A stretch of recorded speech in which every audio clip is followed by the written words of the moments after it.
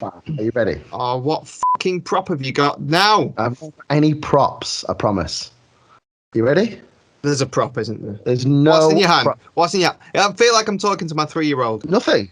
I have nothing in my hands. I put my phone up and put it down in front of me. Okay. My phone. All right.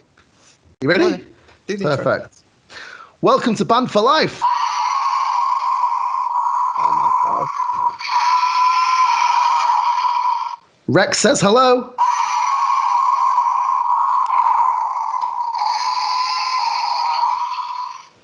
Cue the intro.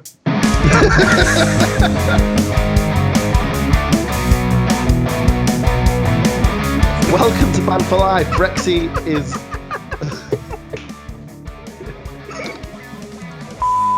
Yes. Welcome to Band for Life. As I was saying, your one-stop shop for music. Welcome to Band for Life. Rexy has been put away now. Pete made me put him away. Yes, Rexy needs to go away. No, he does not. We'll get him back another time. Don't worry, fellow subscribers. Rexy will return. Is he going to be next Friday's guest? No. Cancel guest. Anyway, this week we've got on the fantastic 40,000 Leagues. My band has gigged with these. They're very well known around the Manchester underground kind of metal scene. They've got some cracking videos up on YouTube. They're a cracking little band. And we're going to get two of them in tonight. We're going to get Nipson, singer, and we get Rick in the bassist. And hopefully they're going to give us some cool stories. They're in the waiting room. Let's get them in. Cool, get them in.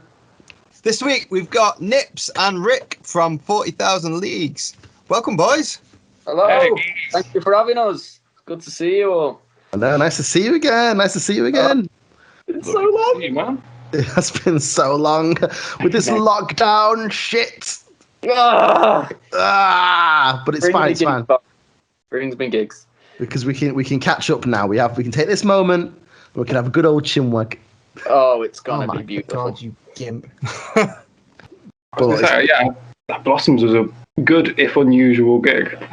Yeah, well, Yeah, we'll Blossoms probably, is a bit of a weird one. we'll probably come on to that one. Who knows, because I loved that gig, but there was That was a real good gig. about the sound. Like fucking Paul didn't like book a PA system or anything. He was just like, I'm like, right, I'll take over. Remember that? No fucking. What the fuck did monitors. you use? What did you use? Well, we'll talk about it now then, I guess. My band World Health Hostage have played with you guys before, many times now, and one of them, many times. I think one of was Rebellion, right?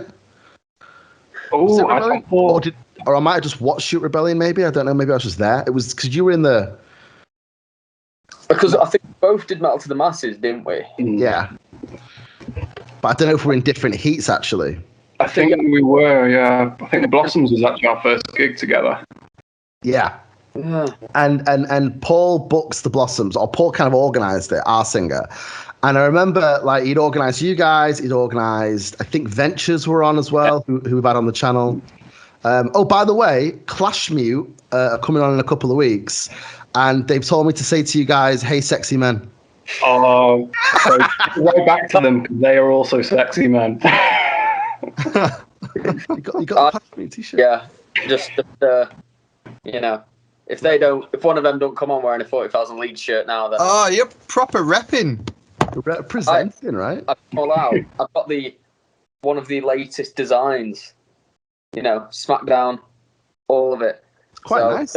If one of it, I know for a fact Ryan has got a 40,000 League shirt, and if he does not wear it for his interview, words. This is to you, Ryan Reynolds. No, not Deadpool. So, if you're not wearing your 40,000 League shirt, it's going down, but it's going down. Don't have words.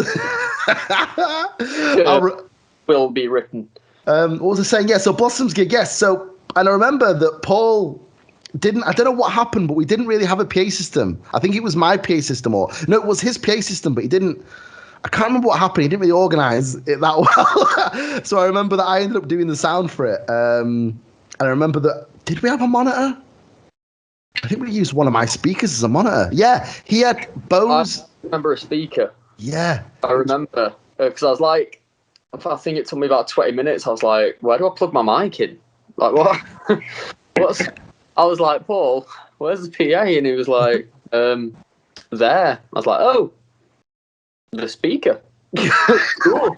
Is that what you did? You just plugged the mic into fucking speakers? I really. I think there was something along them lines, but we did have a desk. I remember having a desk. I just don't think we had. I don't remember how it worked, but it was very minimalistic, we'll say. Somehow you made it work really well. Aww. That's the first nice thing anyone's ever said about Grainger's PA engineering. Somehow, with the equipment that we had and the sort of like lack of proper PA, it worked. Because, yeah, I mean, it was one of them gigs where it was like, everyone who's on the bill, you can just mess around and have fun. But yeah, they're nice, them ones. Obviously, try and play your music well, which is always a struggle for us anyway. But, like, it was just a lot of fun. It was just absolute back and forth banter. Yeah, they're nice then when you get put on the same bill with a bunch of mates. It was a really nice gig. We wanna hopefully organise something similar, no doubt. Maybe even this year. Hopefully this year. I've had a couple of bands that we've had on have all been like, oh yeah, let's all play together again. So we need to organise a bloody all day. That'd be amazing. Actually, we'd get trolleyed after all this.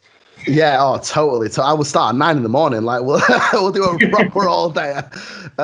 Yeah, and because it's a very small. For those of you who don't know, it's the Blossoms in Stockport, which is actually the pub where the Blossoms band, I think, practiced. I think that's where they got the name from. But I think it's where they used to drink. It's where they used to drink, right? And they got the name from there. But there's like a function room upstairs, and it's got rather a low ceiling, hasn't it? Like it's not the biggest room. Like in a front room, for me, it reminded me of like being a band from like one of the American Pie films. It just had that sort of vibe to it, and I was like, it does. Yeah, I was like, I'm sort of living for this vibe. I really liked it. Like it was kind of like, yeah, it was that classic American Pie style. Play in a front room, have a party. All it's missing is like a sofa. Awesome. It's got sofas. It had sofas there. Yeah. I can't. It's been a few years since I've been in there last. It was incredible. It was really good. I remember being sweaty as balls, but that's, I guess, for all small gigs. That's not a good sign for things. I probably shouldn't say that. Yeah. No, you can say what you want. You can say what you want on this channel. You can say anything you want. Monkey tits. It doesn't matter. Like. Right out of my mouth. It's a very tight venue, and I encourage all of our listeners and all of our subscriber to like check that venue out when they got bands on, because it's such an intimate function room. They've got a bar. They've got a bar at the very back of the function room, which I think it was being used as a merch table when we were in there, but I have seen it as a bar. If it's particularly busy, although I think it was busier than they expected, because that upstairs, like through the course of the night, it did start to pack out. And with it being a small, I don't know about you guys, but I much prefer playing a small venue that is full than a kind of bigger venue that is not as full. I'm with you on that one. I think that's why I enjoyed the gig so much, because it was one of them, because everything was ground level. Mm-hmm. Don't get me wrong, I love being on a stage and stuff. It's the best feeling in the world, but like literally there was no stage. You were just ground level playing. You couldn't really see towards the back. You just got this row of people and rows back, and you were like, wow, this is like you said, it was so intimate. You're like, this is really, really like awesome. It was a new experience, I think, for me. It's like proper grassroots gigging, isn't it? Yeah. I got the vibe from that gig of I don't know if you've seen Enter Shikari, Sorry You're Not a Winner. Their kind of their music video. Yeah. They're basically playing in a house party, and they're like flipping off the sofas, and people are kind of like, and they are literally playing to where the crowd is here in your face, like they are. There's something about it. It just feels completely different to your usual conventional gig. I mean, obviously, some of the gigs we play, you've got like Bread Shed and Rebellion at times. You've got barriers at the front. You've got a really high raised stage. So just having that like straightforward, right in your face interaction, you're like, whoa, shit, it's completely different somehow. And I don't know. I think I sort of like I sort of thrived off that. I think it just made it a lot more. I felt more judged, but it felt a lot more fun in a way. I normally feel like you've kind of got nothing to hide behind, have you? When you like that. Mm-hmm. Even though like when you're on a stage, you're elevated, like everyone can see you. Yeah, I know what you mean. I was just a short guy on loads of people just yelling stuff and hoping it's enjoyable. You can literally scream in people's faces. You know, they can smell the sweat from how close that was. And I remember you. I think you went in. You came forward a bit and did a bit of the screaming and stuff, and that was always great fun. So much spit on people. Can't do that now. No. Could you? COVID's destroyed that. I can never do that again. That's a lesson learned. If Boris saw that video, he'd message me personally, honestly. It'd be like face masks on. He'd be absolutely fuming. Just so everyone knows, this was before the pandemic. Yeah, it was. This caused the pandemic. This was 2018. Wuhan. I think it was summer 2018. The facts was it 2018? Yeah, summer 2018. Yeah. The facts. It was a Queen gig. Second. Oh, it was Halloween's October 2018. Yes. The facts were nearly in 20. Oh, it might have been 2019 actually. It was one of them. 2019, I think. The facts. I basically just forgot 2021 is currently the year. Actually. Yeah. So, 2020 is just because I deleted 2020 from my brain. Gone. Gone. How did you guys? I never actually. I mean, I've spoken to you guys at gigs and stuff partially, but I don't really know the story about how you guys started. Or I was about to say, let's go back to the beginning. Let's go back to. Talk to me about your childhood, or the band's childhood. It all started when I was 4 years old. No, so basically, I had a friend called Andy who used to be the rhythm guitarist, not the rhythm guitarist anymore. He moved down south, and we used to just go and jam. Like songs at his house, like Alter Bridge, Avenged Sevenfold, Metallica, all the bands that we really liked. We just jam them out. He'd play them, I'd sing them, and we were like, this is quite fun. And then we got Paul involved because I've known him from my first ever band when I was 15. He came down and did all the drums, and we were like, now it's starting to sound a little bit better. And then Rick, I think. Was it Rick or Joe first? I think it was you first, wasn't it, Rick? I joined for that one wedding gig that never happened. Yeah, there was a year-long gap where I was just sat there going, "Guys, am I needed?" Yeah, I can't remember what happened. We just kind of went. I think there was just sort of like a vibe. I was like, I don't feel it. I don't think this is working really. And then so we took some time off, and then Andy knew Joe, who is currently lead guitarist extraordinaire, who knows literally everything about music. It's really, really weird when he starts banging on about all this stuff. I'm just like, yes. Yeah. So he came in from Andy, and basically the whole band just completely changed from that moment. We were like, you know what? Let's not play covers. Let's just start making our own stuff. And we did a few trial and errors. We made some songs that like have never been heard before, that we never recorded, which might, looking back, were just dreadful. And then we did Never Alone, was meant to be a joke of Joe's, but we really liked it, so we did it. And then we made the EP, like played loads of gigs around Mac because we were like, I don't think we're good enough for Manchester yet. And then like one of our first Manchester gigs, it was Cherry Valentine, and then basically we just did a few Cherry Valentine gigs, and then it was Metal to the Masses. We were like, you know what? What's the worst that can happen? And from that, we like met Prognosis, and that's when everyone on the Manchester scene started knowing who we were. And we were like, oh, so maybe we sort of were ready for Manchester, turns out. So we just kept playing gigs and gigs. And then Andy, unfortunately, had to leave the band due to some like personal stuff he had going on. And he then moved away. So we got my good friend, who is now everyone's good friend, Harry, who I knew from again, my first ever band. We played a gig with his old band, and then Harry joined, and we've just kind of carried on since and played epic gigs. Obviously, we played gigs with you. The Ryan McCombs one was that was something that was like childhood dream, you know. Like the guy who I saw in Kerrang and then playing gigs with him, I was like, oh, wow. So yeah, we just carried on, and then COVID went, stop that, you bastards. And then how long ago was the official kind of lineup? When did it officially, like, this is the lineup now? About 2019 was when Harry joined. So yeah, throughout 2019. So then so not that long really in terms of this lineup. Pretty well, if you discount 2020 then. Yeah, I think it was towards the end of 2018 and then through 2019, and he just sort of like, it was only meant to be temporary at first, but he just fit in so well. Like he picked up so quick, and then already he was like helping write the next thing, and we were like, does he know it's temporary? And then we were like, yeah, I don't think it should be temporary.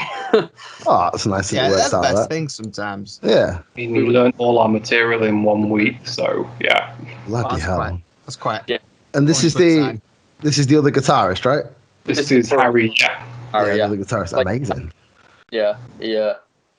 Because I know I don't know Prognosis, but I've heard of Prognosis because they won a Metal to the Masters, I think. Is that right? Or so they won, so they played. To be honest with you, I heard about you guys from Paul, because I remember when we were in the same competition as you, but Metal to the Masters, but we were in the different heat. And Paul said to me, he said, there's a band called 40,000 Leagues who are probably going to win it anyway. That's actually what he said. And he said he was like, yeah, well, we might get through and then we'll get to the final and stuff. But I reckon 40,000 Leagues are probably going to be really good and they're probably going to win it. And I think that year, Saw may have won it. Yeah. I think that year, yeah. So, we played with them loads of times prior. Like, because our first year of Metal to the Masters, we got knocked out first round. Saw were in that round, so we met them there. So, you know, as bitter as it was, like, not really bitter, but as sad as it was to lose, I think on the night, we were on with Clash Mute as well. We didn't really know them that well at that point. Mm-hmm. I'd only met Ryan at the semi-final prior, and we got on quite well, but I weren't really like good mates. And I think it was that final me and Ryan actually really clicked because we played first, and they were on like pretty much last. So he was like completely nervous all through the day. You know, we'd done our set, so I was like, you know what, I'm gonna go speak to him. Try and chill him out a bit, and from there we just became really good mates. So yeah, from losing was upsetting, but we had existential dread on as well. So, but no matter who we lost to, it was deserved in a way. Yeah, we went in guns blazing. We left it all there on stage. We did what we could, and every band did. As soon as Saw came on, I was just like, whoa. And it was my first time seeing Clash Mute. I'd never heard of him, never seen him. And he came on, and I was like, okay, so we haven't won this year. It's tough competition. And he Saw, and we had such a good relationship with them. Of course, we were sad we didn't win because who doesn't want to play Bloodstock? But having them, a band, we got a really good connection with over that year. Like seeing how much it meant to them and everything, it was just really, really nice to see. But yeah, I'm just blabbing. But yeah, it was a really, really tough year, and I think if it went ahead last year as well, it was shaping up to be insane. You had bands coming through like Solar Shift, Tortured Demon, and Beyond Salvation. I think they opened the entire competition. Oh, I was like, okay, yeah, because they are like insane. They're incredible. Yeah. And sounds like a good networking opportunity. After them. It absolutely is good for networking. Like, we've met most of the bands we're friends with now through Metal to the Masters, to be honest. Yes. So it's worth it, even if you do get knocked out early on. It sounds like it's worth it. Yeah, it's hard not to get eaten up with the whole, I really want to play Bloodstock, but I think the things we gained from it, like the first year we got knocked out in the first round, but that got us the Prognosis album launch gig. Yeah, and that's obviously second year, you know, we got through to the final, which was a huge accomplishment. We didn't even expect to do first round, but we got to play with bands like God Shaped Devil, who we made really good friends with. Obviously yourselves, Paul saw us, put us on a gig for you, and now we all get on really well. So yeah, networking is like 100% like one of the best things about that competition, I think. Like the people you meet, because we all want the same things, and you know, we all are willing to help each other get there. And yeah, it's just beautiful. It's so There's definitely a really nice underground like metal community in Manchester. I totally agree. And we on our first, and we're going to try again next year or whenever it is again. Because the competition is stiff. In the round we had a different drummer. It was his first gig with us because our other drummer, he's back now, our other drummer, but at the time he'd left. This new drummer, I think he'd hurt his hand a couple of weeks before as well. So we were like nervous about that. And we're up against Existential Dread was in our round. Saw were in our round. And then I think it was Viral Strain as well. So we had Saw. Yeah. So like, I'm there watching, I'm like, right, okay, this is a pretty tough first round, guys. Like, that is a brutal lineup. Yeah. So I wasn't even, we didn't get through, but I was like, you know what, like, we're up against stiff competition, and also we had a new drummer as well, and sometimes that can affect things. And but that throws you off your game anyway. To begin, I'd love it'd be amazing to play a heat with you guys. Like, I'd relish in it, regardless of the outcome. It'd just be a nice thing, wouldn't it? Yeah. There was one gig in particular in Wales. Oh God. I wouldn't say it was a bad gig. It was a guy called Mark. I'd worked with him in my previous band, so he was like, I really want to get your new band on in Wales. So I was like, you know what? Yeah, people might not turn up, but hey, it's a good thing to put on the CV, right?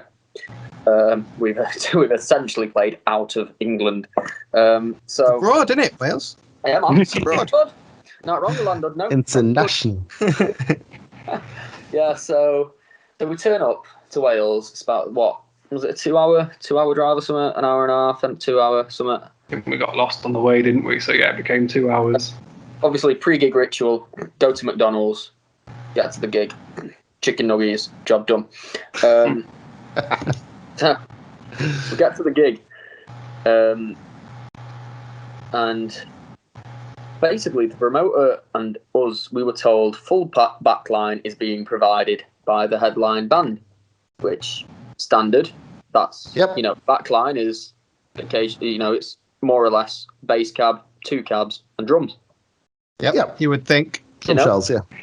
So when we turn up and we speak to the main band, I can't remember their name, Rick. They were touring from Italy, but I can't remember what they were called either. Yeah. Alia. They weren't called Half-Life, were they? Or Half-Lives? No, it was a very long name. Yeah, it was. Now, it might come back to me. So we get there, and the guy's like, "Oh, the main band haven't turned up yet. So once they get their stuff in, we'll set you up and sound check." Because we were on first. The name of the second band on, but again, it's a band we made friends with. Their singer Tim, I can't remember the name, but I know his name. Me and him King Boss or something like that. They were really nice. Yes. So they were really cool. So were the Italian band. But the only issue is, when I went up to speak to him, was like, "Okay, guys, do you need help bringing your backline in?" They were like, "Yeah, we don't use guitars." Oh. What? we don't use guitars, so we don't have cabs. And we were like, right, we're in Wales. We can't bring our cabs. Like, our cabs are back in Manchester stored up. But there's no way. So there was a mad hour panic of us going, well, could we do an acoustic set? Could I just do a cappella? Like, what could we do? Because I'm not driving to Wales just to go, well, one of them. No amps. Drive back. Yeah. So, it was a bit of a... I was like, but you were providing backline. And they were like, yeah, backline for us. It's like, Oh, nuts. And I was like, backline is a very broad... And I went to the promoter, I was like, they've not brought the backline, I assume you know about this. And he was like, No, no, I didn't. I was like, great. So not even the promoter knows now. But literally, like, props to Mark. Within 30 minutes, he'd managed to source 2 cabs and a bass cab, and like everything. He'd sourced it all in half an hour, and we were just like, "You absolute genius!" Now, don't get me wrong. We played the room to my parents, but it was a gig.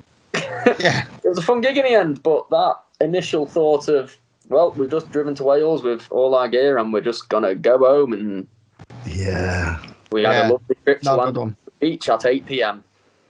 Just get some fish and chips after your chicken nuggets. That seagulls were been a bad enough day, but yeah, luckily it managed to get sorted. But man, it was a good half hour of shit.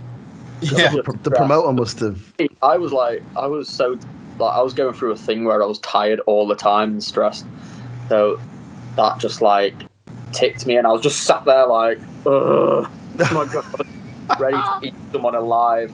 But it all went pretty well in the end, and like, you know, we made really good friends with King Boss, and it was a lot of fun. It was a lot of fun in the end. It is on the CV that we played Wales to my parents. Hey, nice. I'm glad it went well in the end. Tell you what looks like an amazing gig was Badgerfest. It's all over your YouTube. That looks awesome. We absolutely love Badgerfest. That's probably one of my favourite gigs we've ever played. Definitely for me. I said it on the Bennett interview, it changes. We've got top 3 gigs: Badgerfest, Melt to the Masses Final, and Prognosis album launch. It always changes. But Badgerfest was the most professional I've ever felt. You look it as well. Like, you look like a pro band up there on that. Oh, thank you. I was just copying YouTube videos I'd watched. That works for M Shadows. That works for Bruce Dickinson. But no, like, it was one of them. We got there, and the setup, I was like, oh my god, this is so. It was a real festival. It was a festival. Yeah. I'd never seen anything like it. You know, we got the wristbands, we got backstage area, we got like stage hands. I was like, my god, that the way Badger, like, I always say it, and people will probably say, oh my god, stop kissing Badger's ass. But the guy is just, in terms of promotion, he's untouchable. He's next level. Badgerfest, he knows what he's doing, and he nails it every year. It's incredible, and we watched it grow. Like, from Badgerfest 1 all the way to the one we played, it's just gone poof. And this year, the lineup for this year, I was like, Badger, why didn't you put us on this year? But like, you know, we got there, and as we were basically going backstage to warm up 10 minutes before the gig, it was empty. I was like, man, no way. We're playing Badgerfest and it's absolutely empty. And then I'd not been out since, but the band were already on stage, because if you see in the video, we do this little thing where I run on. Mm-hmm. And I thought, you know what, there might be a little, you know, there's a few people, you know, Badger's here, and, you know, Danny on the lights from Prognosis, you know, people who enjoy us, so let's just put on a show. And I ran out and got onto the rail, and oh my god, literally to the back wall, I was like, okay, this just packed up. I was about to say, it doesn't look empty. Yeah. I feel quickly. At that minute, I sort of froze and shit. I was like, huh, everyone's here. I can see like Bennett, Calvin from Portrayal, like freaking my mum, my dad, like everyone. I was like, damn. And it was just back to the wall, and it was one of them moments where I just thought, wowzers, this is one of the most incredible moments of my life.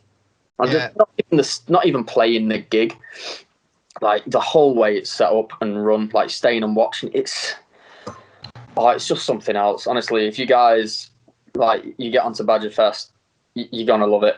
It's just so good. I'm going to message him now after this story. I'm going to have to message him now, aren't I? Jesus. Yeah, it's like the smoothest operation ever. He knows everything that's going on. Everyone knows their times. Everyone knows where to be. Like, yeah, we've never done a gig like that in terms of how smoothly it runs, how well organised it is. No offence to the promoters, but yeah, Badger is next level. Yeah. That's how it's done. I was like, Badger, thank you so much. He was like, give me 2 minutes. He was just running back and forth, and I was like, this guy's got more energy than me. Yeah.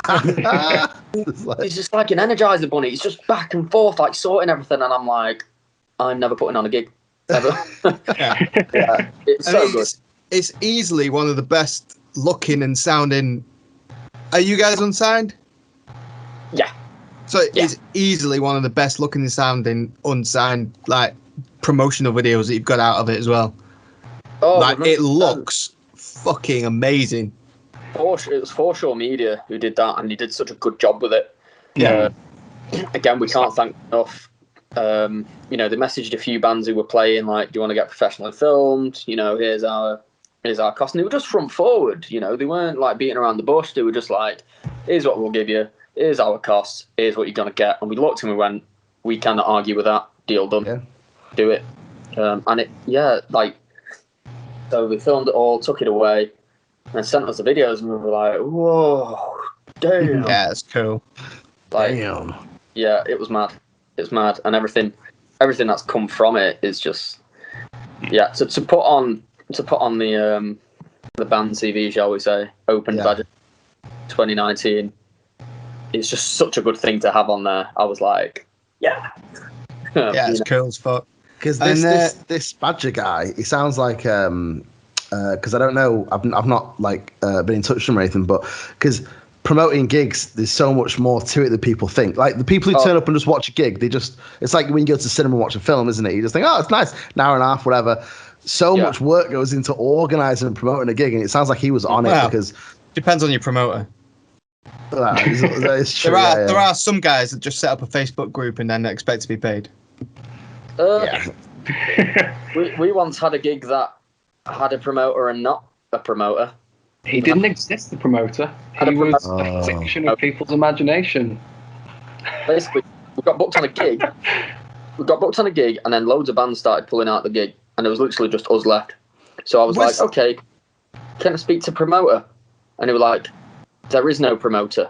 I was like, okay, can you put me in touch with the venue? He's like, no, I'll get you in touch with the promoter. Well, there isn't a promoter. It was circular for ages. I don't suppose it was Salford Winterfest, was it? It was not. No, it wasn't, but I'm guessing that was that shit show. It's a scam. No, it's proven. I've spoken to it is a scam. The whole thing is a scam. He organizes these things. He gets people to volunteer. He gets people to do work for him. He's booked DJs from abroad. The whole thing doesn't exist. It does not exist. He takes money for stalls from people, and then they just says, oh, due to unforeseen circumstances, the event's been cancelled. But when you ring the venue and say, hi, just you're having whatever Salford Winterfest on your grounds or whatever, just wondering about the stalls, they're like, never heard of it. Don't know what you're talking about. Yeah, Salford Winterfest or Salford, he's changed the name now. Yeah, there's a community something. Salford Community Festival. Yeah, he just completely. Guy called Cameron Boland. You're gonna do the name drop. The police know of him. Funnily enough, you name dropped, and I have heard of that name. Yeah, the police know of him. It flew around the papers and stuff, didn't it, when it happened? A lot about that, actually. That's weird. Imagine that. Imagine if you turned up and then you were like, "Yeah, it doesn't exist, mate. Go home." Apparently, some DJ came. Was it from France or something? And he paid for his own ticket over and everything. He was just stood there and he had all his gear. Whole thing. He was like, "So there's no gig." Didn't exist. Oh, that's awful. I knew some children's entertainers, and they were going to come and do, and also singers and things, and dancers, and they were going to come and do some acts. And I contacted them because I smelled a rat about this, and then I found a page called Salford Winterfest Red Alert, which is a page where people try and stop him because the police can't I don't know. There's a bit of a loophole there where they can't stop him because he's not technically. It's all about proving guilt and stuff like that.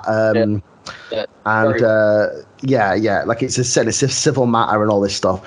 So this page is dedicated to people who have been duped by him or he owes money to, and he keeps changing the name of it. And he did a bonkers bingo thing where he took all the bonkers bingo footage, changed the name of it to Manchester Bonkers Bingo, and then promoted that for himself, and then set up a Facebook for it. He pays for likes and stuff to make the Facebook seem bigger, and then he creates fake accounts. So it's like, oh, this is admin girl. This is, That's mad. Yeah. So never go for that. What was the? We don't have to tell me the name of it, but what was the situation with that one where it didn't exist? Like, what's the? So It did. A friendly promoter we know stepped in to kind of save the show. Right. In that one band pulled out on the day because their drummer was in hospital, so we ended up it just being us and another band. What were they called again, Nate? The other band? Son of Four. They were Son very of Four. good. They were amazing. Very good. But yeah, it was just like, it was no one's fault, but it was just like one calamity after another with that gig. It was just, like, I don't want to blame anyone. It was just a severe miscommunication. But luckily, like, he eventually gave me a name of who normally runs gigs at that venue, and it turns out to be someone we've played gigs with, or someone we know. So I messaged him because we were on an informal basis. I was like, "Hey mate, I hear you're promoting a gig," and I was like, I smelled a rat. Like, I was like, "There's no way he's promoting a gig because this wouldn't have happened because he's quite professional." And then obviously he stepped in and went, "Don't worry, I'll take over," and it went ahead quite well actually. Yeah. It went without a flaw, and it was. There wasn't many people there, but the guys in Son of Four liked us. We made friends with them, got on with them really well, and of course we had the casual chicken nugget trip to McDonald's afterwards. Everyone's got some sort of food ritual for gigs. Always a reward, Chicken nugget ritual. I love it. We were talking about, I thought because you mentioned like your top 3 gigs earlier anyway. So I think because we were kind of already on that line of thinking, what do you reckon, Pete? Should we kind of get them to do the top 3? Yeah. Best or worst? Well, we were talking about the best ones before, so I reckon we kind of spoke about Badgerfest, and then you mentioned a few others, I think. Yeah, the best ones: Badgerfest, Metal to the Masses final, and Prognosis album launch. I'm going to throw one more in there because once we played it, it was such a good gig. But Glaston Bury, the one that's in Bury. Oh, I've done that. That's a mint gig. So good, isn't it? Yeah. That first outdoor gig, and somehow it was quite a bit that was a big crowd. Even people from Manchester even came. I think Harry was there, wasn't he? Harry was there. Daughter, I think, and it was awesome. It was incredible. Yeah, we did one of the because they have all the local venues put on as well, don't they? So we were in one of the little venues, and we got there and we're like, shit, man, this is empty. And then my mate's band played before us, and I was like, and it was just my band stood watching him. And then we went on, and the place fucking packed, and it was amazing. One of the best gigs I've ever done, I think. I think it was a surprise to me because I'd never really seen much about it, and obviously we'd kept in contact with Bucko, who sorts it. And then when we got there, I was like, bloody hell, this is run really well. It was run. We had a few stage timing issues. A lot got mixed up with us getting there and checking in kind of thing, but it was all resolved, quite quickly. We just had to go on a bit later. But yeah, it was a really, really, really well run gig, and the gig itself, playing it was awesome. It was one of our best performances, I believe. Not to say that we don't try and have an amazing performance every gig. Yeah.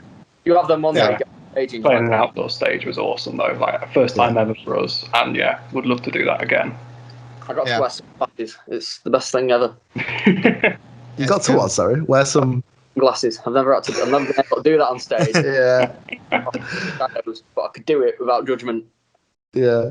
A proper American rock star kind of thing, with shades on. I was there in me ripped up checked vest with my Jurassic Park vest on underneath. I was like, this is it. Looking back, it was a terrible attire choice, but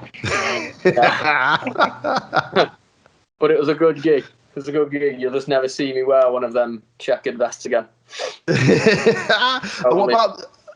What about the other two? Why were they good as well? What was the reason? Because you said Prognosis, the album launch was really good, and then obviously the final. Well, the Prognosis album launch, that really, because, well, like you said before, Prognosis had played Bloodstock. They won Metal to the Masses, and not to take anything away from any other bands in Manchester, they are one of the most technically perfect bands I've ever seen live. like they are just, what they do is so hard and they are so good at it.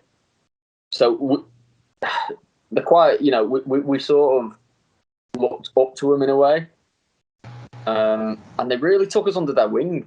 They were just really nice to us, in a time where we were like, are we really fitting in here? Are we doing something? And then they just went, you guys are playing our album launch. Please do it. Like, whoa, okay. Yeah, that's nice. And we knew they were big.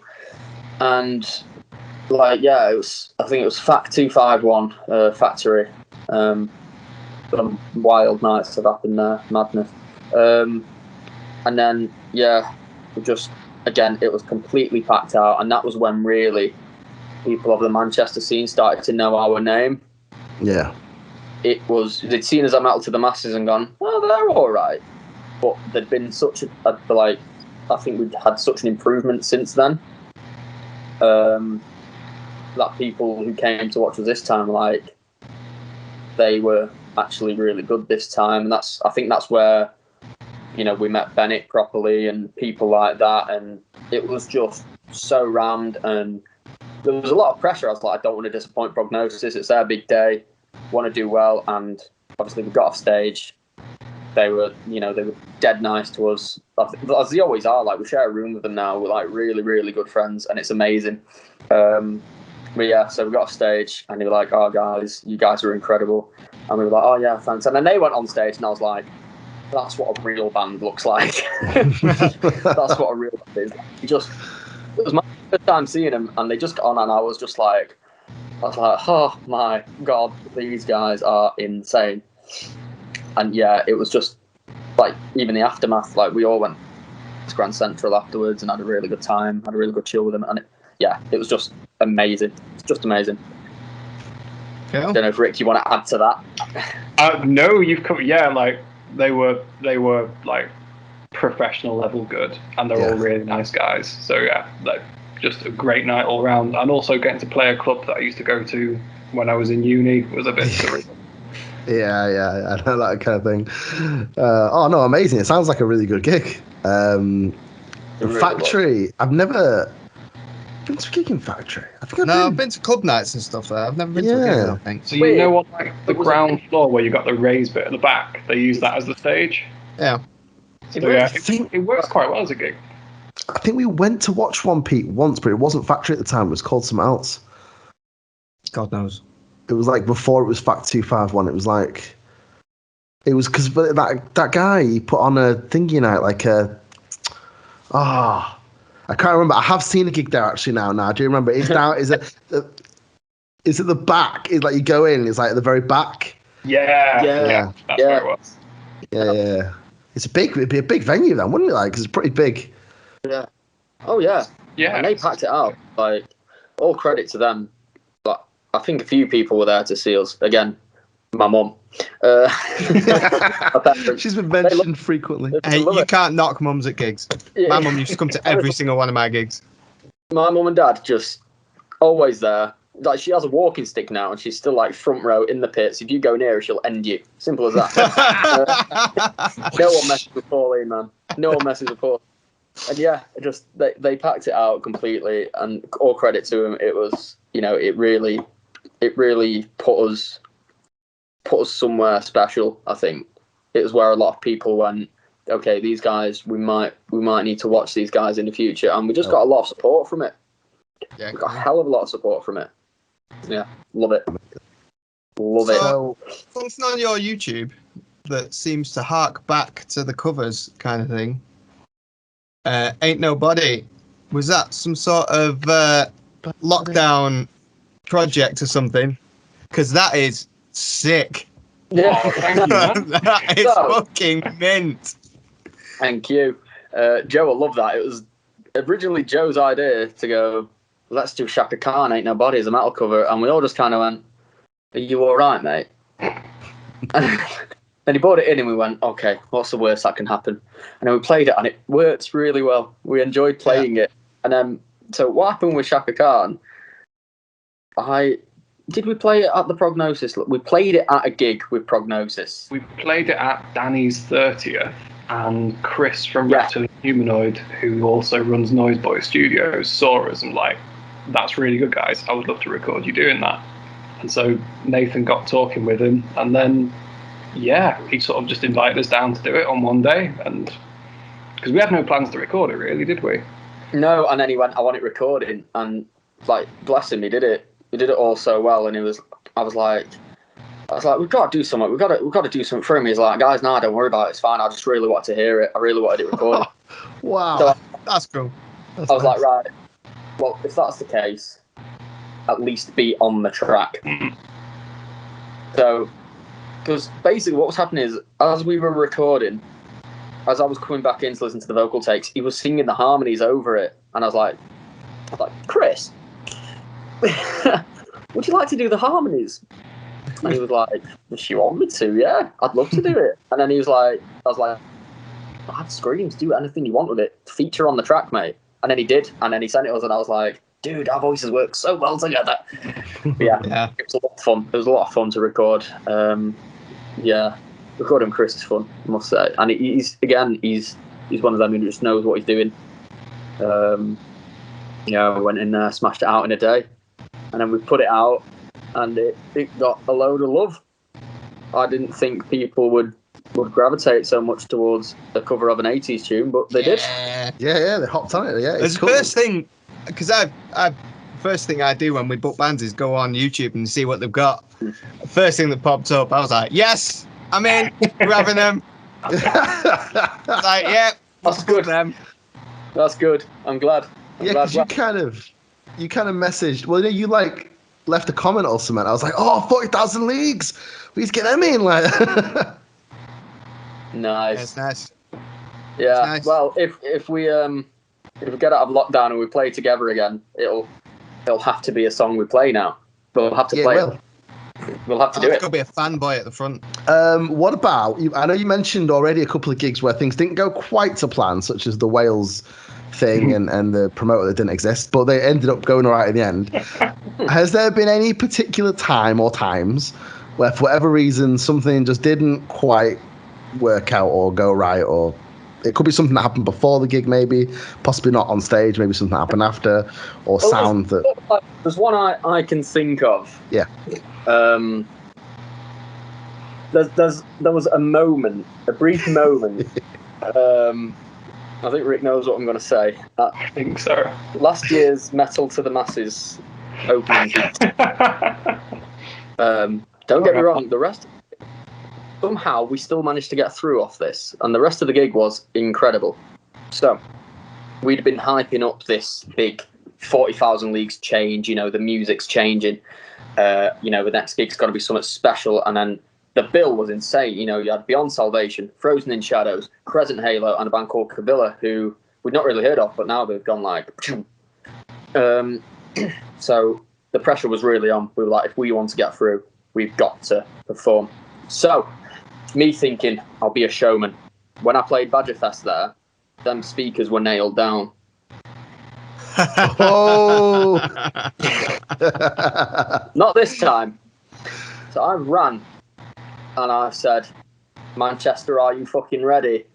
And it turns out, what they weren't ready for was me flying arse over tit over that speaker, flying into the photographer, onto Drew, who was taking photos. The speaker's gone with me.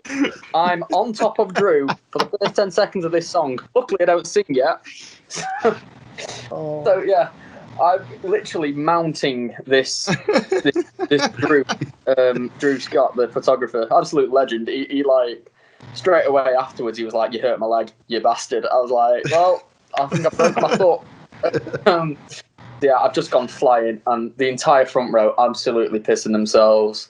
Like, my missus, annoyingly, was right in front of me when it happened, and she was in stitches, even on the way home. She just wouldn't shut up, and I was like, fuck off, right? Shut up.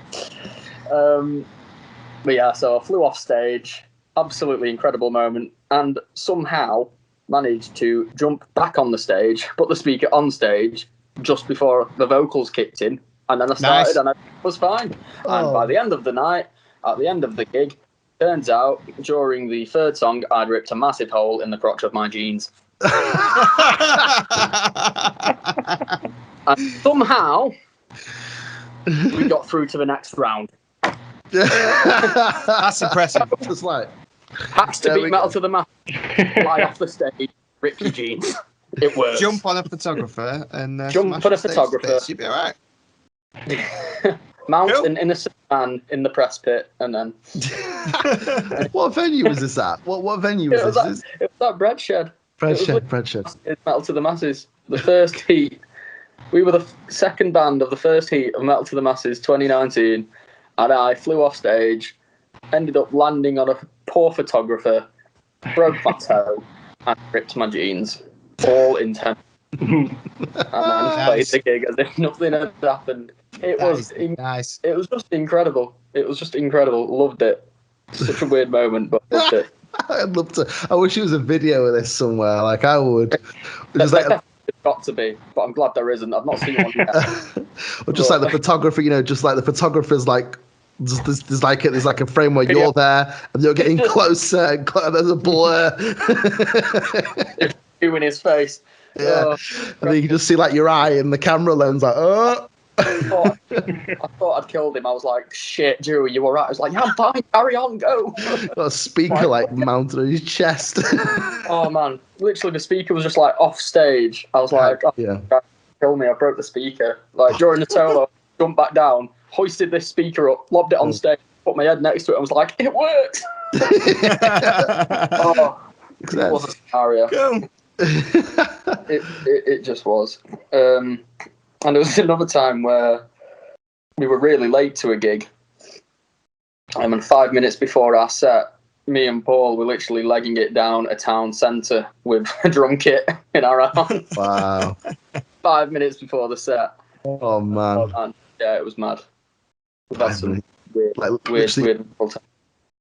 On the stage and off you go kind of thing, like no time for sound checks or anything, just straight on. Rick, you got something about Harry's guitar string.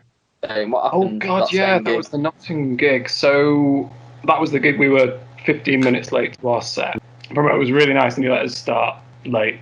Yeah, and Harry's guitar string broke in the first song, so he dashed off stage, changed it, and he was just ready to start the next song. And then another string broke on that, and he just had to dash off. So I think he was only on the set for like 2 songs, and that was it. And there's videos of this. You see him in the middle, and he just shoots off the stage. You're like, oh, where's he gone?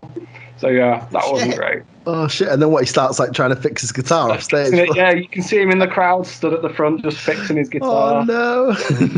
Floyd Rose. You fucked Floyd Rose. Yeah. He managed it. Like he managed to fix two string breaks on a Floyd Rose and then get back on stage. And I was like, wow, that's impressive. He's quite good with that sort of stuff. I'm gonna say on your Facebook, there's some guitar tech live videos. Well, he built his own 7-string guitar. Oh, cool. Yeah, he's really creative. I don't know how he does it because I mean, I get stressed out at replacing guitar strings. Never mind building a whole thing. I get stressed out putting a picture up on the wall. It's my bedroom. All the pictures I've put up, there is no spirit level in that room. They're all just like I've gone with the effect that it's just wonky. It's meant to be like that. This is anarchy. If you intended it, it's right. It's fine. Yeah. But yeah, it's that was an interesting experience. I mean, running through Nottingham in the blistering heat with a fucking snare and tom drum in my arms like that, going, gotta get to the venue. Awkward to carry, aren't they? I was like, Joe, set up. Rick, set up. I'm going to get the drum kit. We'll be back. And somehow, nice. Like Paul just dashed, set it up in like 5 minutes, and we still managed to play like a 20-minute set. We only had to cut one song. That's good. That's cool. But yeah, luckily the promoter at the time, it was Rock the Foundry. He was so nice with us. He was like, guys, don't worry, it happens. Just go on. Got 25 minutes. Just do it. Just go on. And then got off stage. And was like, look, mate, I'm so sorry about what happened. And he was like, honestly, it happens. And then he's carried on rebooking us. That's good. He's been really good. He's another promoter that really, really gets it done and knows what they're doing. But yeah, it was. Oh man, I was stressed at that point. So stressed. So stressed. Yeah. That's cool. We are on all of them. You will mainly find us at 40,000 Leagues. on all the socials, Instagram, Facebook, and if you keep your eyes peeled, we may have something new coming very soon. Nice. And it is somewhat good. Nice. Yeah. Yeah. Keep hope. We hope I it's don't big-headed, but I'm personally, I'm really proud of it. Really proud of us as a band for doing it and how it sounds at the minute. Like it's just gonna be a new point for the band, I think. Oh, man. Really exciting. Really exciting. Sounds deliciously ominous. That is one way to describe it. This is where you find out we're releasing ice cream bars, not actually. Hey, that's still good. Delicious. We've been sponsored by Krispy Kreme. We're doing the new soundtrack. I love it. Oh, I'm free. Nice. Keep an eye, and we will. Hopefully, you will enjoy what we've got coming for you. In particular, I recommend the YouTube. There's loads of cool videos in there. That promo video we spoke about as well. The Facebook page and all the other social things. We'll pop them all down below. If you are watching this or you are listening to this and you have not yet heard or checked out 40,000 Leagues, do it now. Do it now. Do it now. Do it now. Please. We need it. We have to eat. That is so hard for that. Amazing. Well, thank you so much for coming on, guys. Yeah, and thanks, guys. We will definitely see you at some point in the summer, hopefully. In the real world. Yeah, it'd be nice to actually meet all these people in real life as well. Yeah. Oh, you've got a long list, man. You got a long list. We'll have a drinky. We'll have a drinky together as well. Absolutely. Definitely. Awesome. Cheers, Cool, guys. Thanks so much. Thank you. See you again. Bye-bye.